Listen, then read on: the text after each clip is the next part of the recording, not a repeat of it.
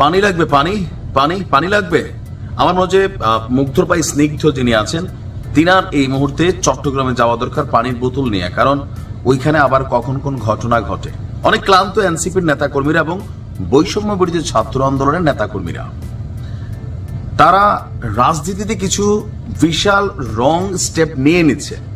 ওই স্টেপগুলা ধীরে সুস্থে ছিল, কিন্তু ঝাটকাটা এইভাবে যে আসবে তারা বোঝে নাই। দেখেন আপনি, ছাত্রলীগকে নিষিদ্ধ করা হয়েছে, তাই না? ছাত্রদল তো মাঠে আছে। এখন ছাত্রদল, এনসিপি, জাতীয় নাগরিক পার্টি বা বৈষম্য বিরোধী ছাত্র আন্দোলন সবাই একটা টিম ছিল শেখ হাসিনাকে বিতাড়িত করার জন্য, একটা টিম। তো শেখ হাসিনা বিতাড়িত হলে কি হবে? বিএনপি ক্ষমতায় আসবে, ক্ষমতায় এনসিপিও যাইতে চায়। এমনকি যাওয়ার জন্য তারা দুইজন বসাই রাখছে উপদেষ্টা পরিষদে।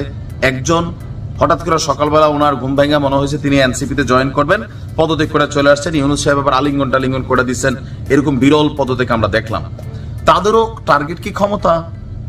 তো ক্ষমতার খেলায় বাবা এটা তো ঘটবেই। এনসিপির নেতা কর্মীদের সেই লেভেলে মাইরা ফাড়ালছে একদম। আমি দেখলাম চট্টগ্রামে দিনভর ছাত্র দলের নেতা কর্মীদের সাথে বৈষম্য বিরোধী ছাত্র আন্দোলন এবং এনসিপির নেতা কর্মীদের মারামারি, পুলিশ সেনাবাহিনী মাল কারায় নাই।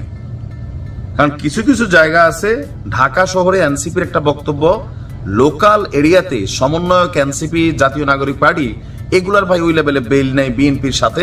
ইভেন আওয়ামী লীগ যে নাই, ছাত্রলীগ যে নিষিদ্ধ, তাদের সামনেও দাঁড়ানোর সক্ষমতা নাই। টেলিভিশনে আর রাজু ভাস্কর্যে যেই দৌড়টা দৌড় দেয়, লোকালি হচ্ছে না এগুলো। আপনি দেখছেন গতকালকে জামাতের প্রোগ্রামে আওয়ামী লীগের নেতা, বিএনপির প্রোগ্রামে আওয়ামী লীগের নেতা।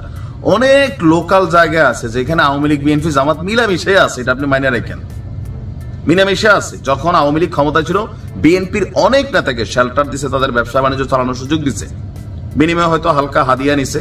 সেম এখন এগুলো চলবে, কিন্তু এনসিপি রে উড়ে এসে জোরে বসার জায়গাটা দিবে না। কেন? কারণ তোমরা পলিটিক্যাল কোনো মুভমেন্ট করে এখন যেটা চাচ্ছ, তার উপরে আবার ডক্টর ইউনূসকে 5 বছর ক্ষমতায় রাখানোর জন্য যে পরিকল্পনা আলোচনা, এগুলাতে কি হচ্ছে? পিনাকিদা দিনরাত বিএনপির 14 গোষ্ঠী উদ্ধার করে, ছাত্র দলের তো ভাই রক্তের টকবগানি। আবার অনেকদিন শরীরের এনার্জিটা একটু প্র্যাকটিস করার জায়গা পায় না, পুরোটা গেছে এনসিপির উপর দিয়া। আহত 4 জন হাসপাতালে ভর্তি, খবর খুবই অস্থির। চট্টগ্রাম নগরের উত্তর কাটরাইতে অবস্থিত আলহাজ মোস্তফা হাকিম ডিগ্রি কলেজ, ছাত্র দলের নেতাকর্মীদের সঙ্গে মানে বৈষম্য বিরোধী ছাত্র আন্দোলন এবং এনসিপির নেতাকর্মীদের সংঘর্ষের ঘটনা ঘটেছে। দিনভর দফায় দফায় হামলা হয়েছে, আর গুরুতর আহত হয়েছে 4 জন। এর মধ্যে ছাত্র দলের একজন কর্মী রায়াত হাসান, আর ছাত্র অধিকার পরিষদের মোহাম্মদ মারুফ, বৈষম্য বিরোধী ছাত্র আন্দোলন চট্টগ্রাম মহানগরের যুগ্ম সদস্য সচিব মোহাম্মদ মীর, এখানে তারা এনসিপির নেতা কর্মী বা বৈষম্য বিরোধী কাজ করছে। ঘটনা কি নিয়ে?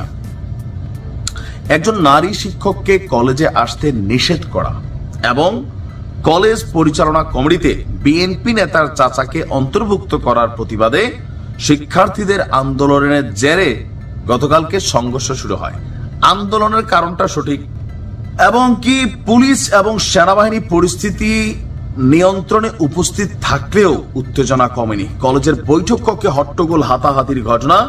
সন্ধ্যার দিকে ছাত্র আন্দোলনের সদস্যরা হামলাকারীদের গ্রেফতারের দাবিতে আকবর শাহ থানা ঘেরাও করে।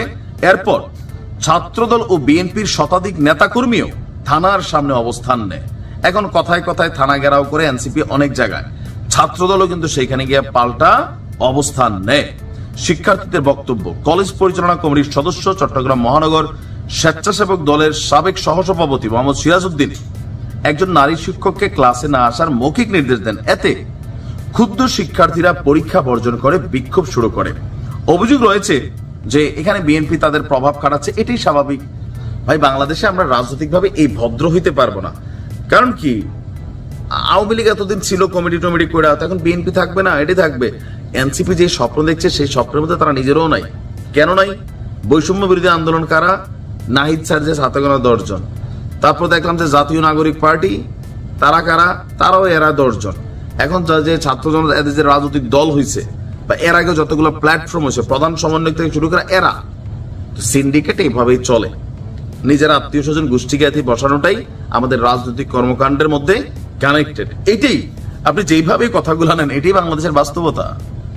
এইটাই হচ্ছে, এইটাই হবে, এটা আসলে চাই না।